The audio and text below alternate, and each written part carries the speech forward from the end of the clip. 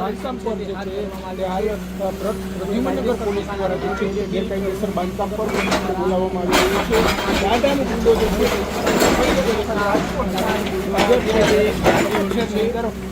આજરોજ પ્રદ્યુમનનગર પોલીસ સ્ટેશનમાં રાજકોટ શહેર પોલીસ અને રાજકોટ મહાનગરપાલિકાના સંકલનમાં પ્રદ્યુમનનગર પોલીસ સ્ટેશનના રહેવાસી આરોપી ઈસમ રાજેશ ચૌહાણ કે જે અલગ અલગ ગુનાની અંદર સંડોવાયેલો છે તેના દ્વારા ગેરકાયદેસર દબાણ કરવામાં આવેલું છે સરકારી જમીનમાં.